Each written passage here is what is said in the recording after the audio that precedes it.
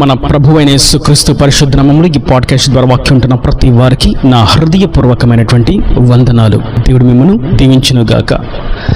మత్తయి సువార్త 27వ అధ్యాయము 50వ వచనం. యేసు మరల బిగ్గరగా కేకవేసి ప్రాణము విడిచెను. అప్పుడు దేవాలయపు తెర పైనుండి క్రింద వరకు రెండుగా చినిగెను. చదివినటువంటి వాక్య భాగంలో మనం ఒక పాఠ్యమును గమనిస్తాం. అదేదనగా ప్రభు ఎప్పుడైతే తన ప్రాణమును విడిచాడో ఆ వెంటనే మొట్టమొదటిగా జరిగినటువంటి విషయం, దేవాలయపు తెర పైనుండి క్రింద వరకు పూర్తిగా చినిగిపోయింది, పూర్తిగా తెరవబడింది. చివరి కుట్టు వరకు కూడా అది పూర్తిగా తెగిపోయింది.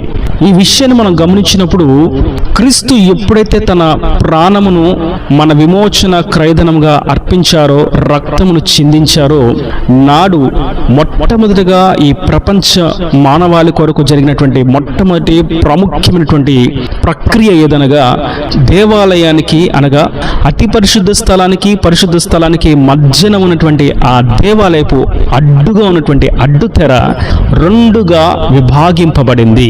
ఆ సందర్భంలో ఏం జరిగింది అని చూసినట్లయితే, లేవియ కాండం ప్రకారం, దేవుని యొక్క ధర్మశాస్త్ర విధి విధానాల ప్రకారం, కట్టడల ప్రకారం ప్రధాన యాజకుడు ఒక్కడే సంవత్సరమునకు ఒక్కసారి ఆ అతి పరిశుద్ధమైనటువంటి స్థలములోకి ప్రవేశిస్తాడు. అక్కడ ఏమున్నది? దేవుని యొక్క నిబంధన మందస్సం ఉన్నది. ఆ నిబంధన మందస్సమును సంవత్సరమునకు ఒక్కసారి ప్రధాన యాజకుడు ఒక్కడే చూడగలిగేవాడు. అది కూడా తాను శుద్ధిగా ఉన్నట్లయితేనే. ఒకవేళ అశుద్ధంగా ఉన్నట్లయితే, మలినము, కలంకము, పాపము, అపవిత్రత తనలో చోటు చేసుకుని ఉన్నట్లయితే తన ప్రాణము అక్కడే విడవబడేది. లోపలికి సజీవంగా వెళ్ళినవాడు నిర్జీవంగా బయటకు వచ్చేవాడు.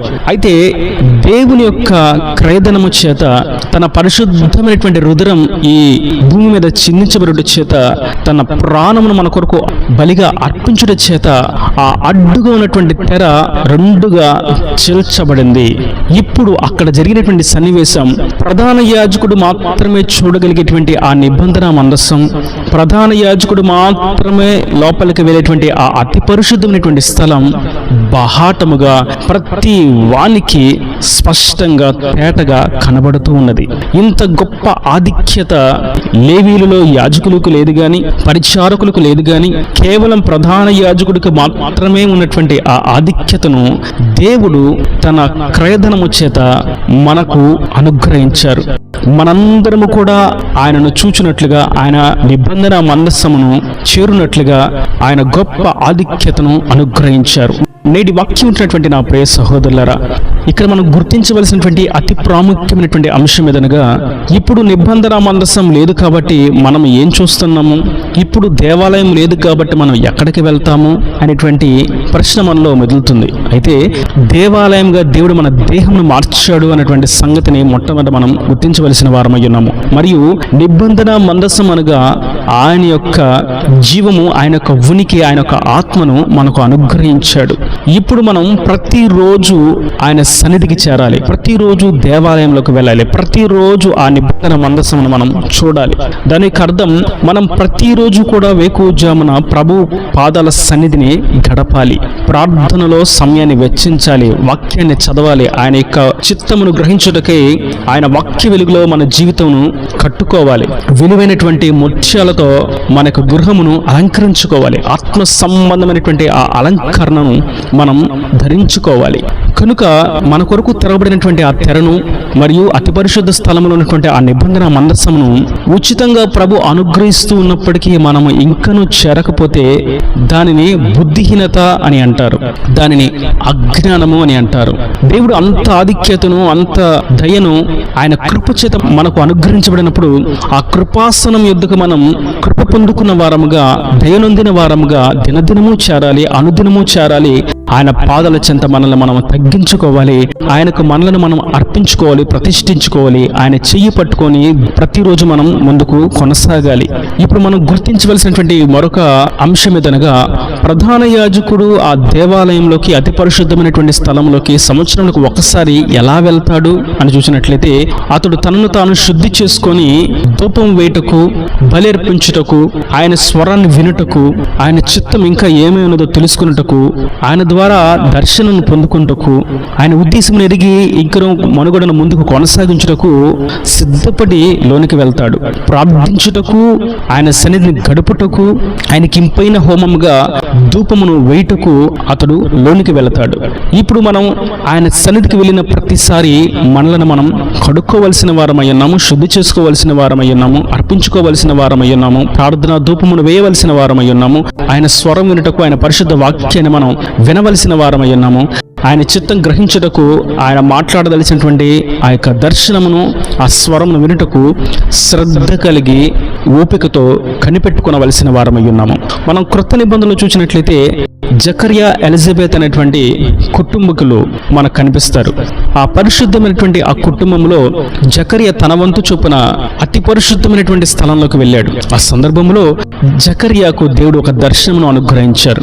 జకర్యా, భయపడకు, నీకు కుమారుడు పుడతాడు, అతడు దేవుని త్రోవలను సిద్ధపరచువాడుగా ఉంటాడు అని జకర్యాకు ఉన్నటువంటి ఆ లోటును గుర్తు చేసి, జకర్యాలో ఉన్నటువంటి ఆ సమస్యను లేవనెత్తి, ఆ సమస్యకు పరిష్కారం నీకు రాబోతున్నది, నువ్వు దుఃఖపడుతున్నటువంటి ఆ దుఃఖ దినాలు ఇక తొలగిపోబోతున్నాయి, నీ భార్య నీకు కుమారుణ్ణి కనబోతున్నది అని జకర్యాని దేవుడు బలపరిచాడు. కనుక మనము ఆయన సన్నిధికి ప్రతిదినము వెళ్ళినప్పుడు మనల్ని మనం శుద్ధి చేసుకొని, ప్రార్థనా ధూపం వేస్తూ, అర్పించుకొని, వాక్యాన్ని చదువుతూ సమయాన్ని గడిపినప్పుడు నిశ్చయంగా మనలో ఉన్నటువంటి ఆ దుఃఖమును, ఆ బాధను ప్రభు చూచినవాడుగా మన కొరకు ఆయన సిద్ధపరిచినటువంటి ఆ వాగ్దానమును తెలియచేస్తారు. మరియు ఆయన సన్నిధికి మనం చేరిన ప్రతిసారి ఆయన మనల్ని చూస్తూ ఉన్నాడనేటువంటి సంగతిని మనం ఈ లేఖనాల్లో గుర్తిస్తాం. నేటి వాక్యం వింటున్నటువంటి నా ప్రియ సహోదరులారా, మన కొరకు ఆయన సిలువయాగమయ్యారు, మన కొరకు ఆయన రక్తాన్ని చిందించారు, మన కొరకు ఆయన భారమైనటువంటి సిలువను మోస్తారు, మన కొరకు ఆయన ముళ్ళ కిరీటమును ఓర్చుకున్నారు, మన కొరకు నాగడ చాలవలే ఆయన వీపు దున్నబరుటకు అర్పించుకున్నారు, వధించబరుటకు అర్పణగా తనను తాను సమర్పించుకున్నారు, మన కొరకు సిలువలో ఆఖరి రక్తపు బొట్టు వరకు కార్చి ప్రాణమును విడిచారు. ఎందు నిమిత్తం అని చూసినట్లయితే మనము ఆ అతి పరిశుద్ధమైనటువంటి స్థలంలోకి రావాలి. నిబంధన మందసమును మనం చూడాలి, ఆయన యొద్దకు మనం చేరాలి. ఎందరైతే అయోగ్యులుగా వెలివేయబడుతూ, దూరము చేయబడుతూ, వెనుకకు నెట్టబడుతూ ఉన్నారో వారందరినీ యోగ్యులుగా మార్చి ఆయన యొద్దకు ఆకర్షిస్తూ ఆయన సన్నిధికి రమ్మని ఆహ్వానిస్తున్నటువంటి ఆ సర్వోన్నతుని యొక్క ఆ శ్రేష్టమైనటువంటి విలువైనటువంటి పిలుపును, ఆహ్వానమును మనము తృణీకరించక ఆత్మీయతలో ఉన్నామని అనుకుంటున్నప్పటికీ ప్రతిదినము ఆయన నిబంధన మందసం యొద్దకు మనం చేరాలి అనేటువంటి ఈ ఆత్మీయ సత్యమును మనం గుర్తించిన వారముగా మనల్ని మనం శుద్ధి చేసుకోవాలి, కడుగుకోవాలి, అర్పించుకోవాలి, ధూపం వేయాలి, ఆయన స్వరం వినుటకు మనం అక్కడ నిలిచి ఉండాలనేటువంటి ఆత్మీయ సత్యములను గమనించిన వారంగా మనం ముందుకు సాగినట్లయితే నిశ్చయంగా మన యొక్క ప్రతి సమస్య నుండి, ప్రతి దుఃఖము నుండి, ప్రతి వేదన నుండి, ప్రతి అపజయం నుండి ప్రభు విడిపించి విజయమును అనుగ్రహిస్తారు.